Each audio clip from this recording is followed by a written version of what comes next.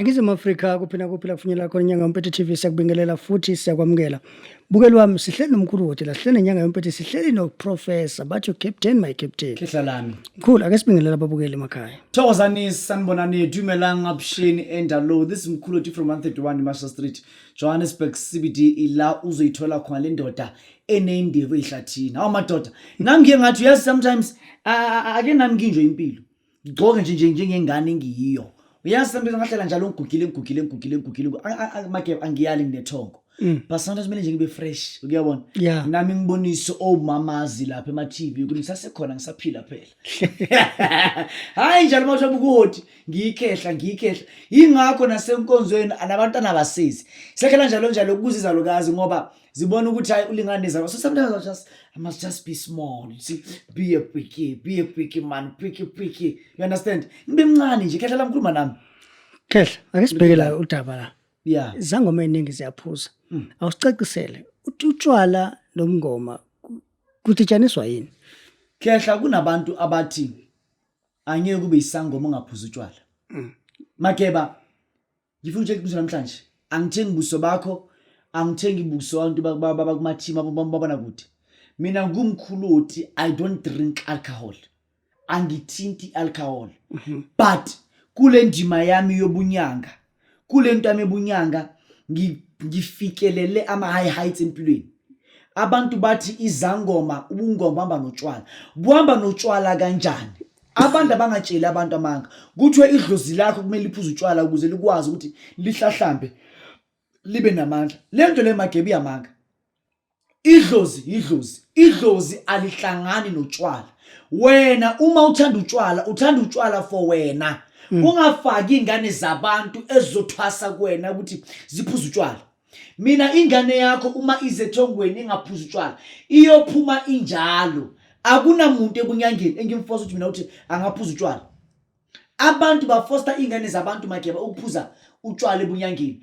Kuthiwe utshwala buyaphuza. Why do they do that?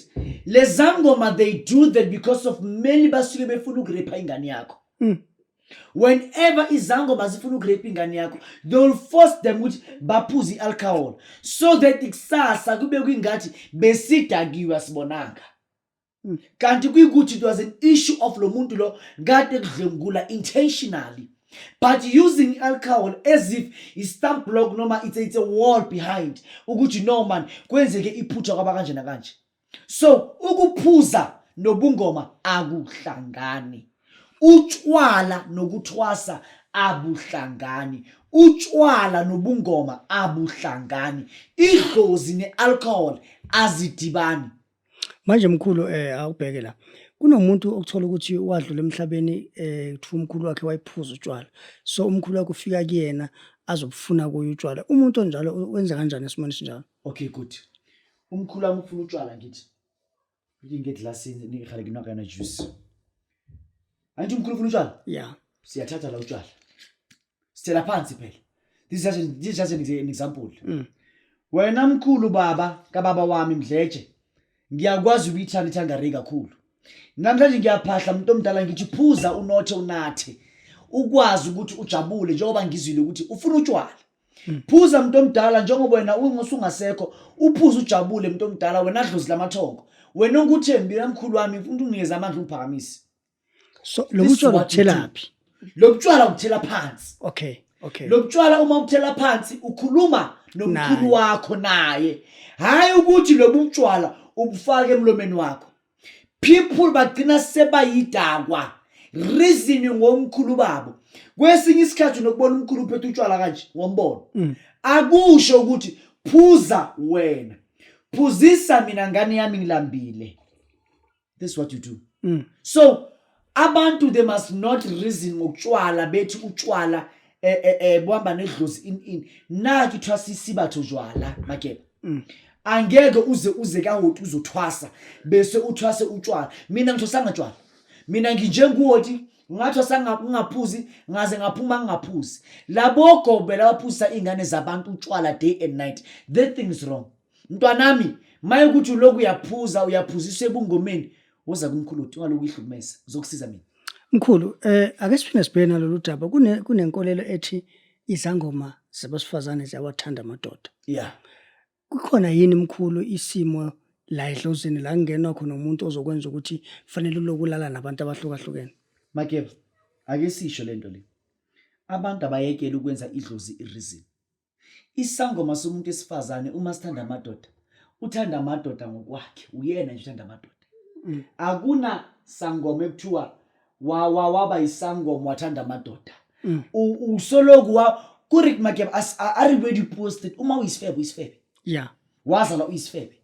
And uba isifebe is in sickness of which is like you cannot cure sickness yobufebe not unless uma wena uzinikela kuNkulunkulu. Ayikho into lapha ubufebe ukudlula ukuzinikela kuJesu. If you can say wena usifebe but you think ukuthi uzolasha umuthi, awukho umuthi olapha ubufebe. It's an uncurable disease ubufebe. So umuntu angathi umephethwe ubufebe solo kwaba isifebe. Solo kanjalo then you think ukuthi then wasuthi idlozi lakho uthandisa amadoda. It's a lie. Uma uthanda amadoda uthanda amadoda. Hawurata basadi urata basadi. There is nothing like ukuthi wena uthanda amadoda, wena uthandiswa idlozi amadoda. Hawurata banna urata banna. Hawurata basadi urata basadi. Akuna la idlozi lingena khona. Kufana idlozi lami uthanda utshwala. Uma uthanda utshwala uthanda utshwala. Uze umuntu athi uyazi mangiphuze utshwala, hey ngiboniswa imibono emikhulu kakhulu urata bujwala. You even have a belief yokuthi uma uphuze utshwala amadlozi akho aba strong. Kanti there is nothing wena uthanda utshwala wena. Hayi idlozi lakho uthanda utshwala. Wena uthanda utshwala bese uthi urizina ngidlozi makhosi. Mkhulu, ake siphinde sibheke la. Udla phansi umbuso. Ubaleka lo mbuzo manje.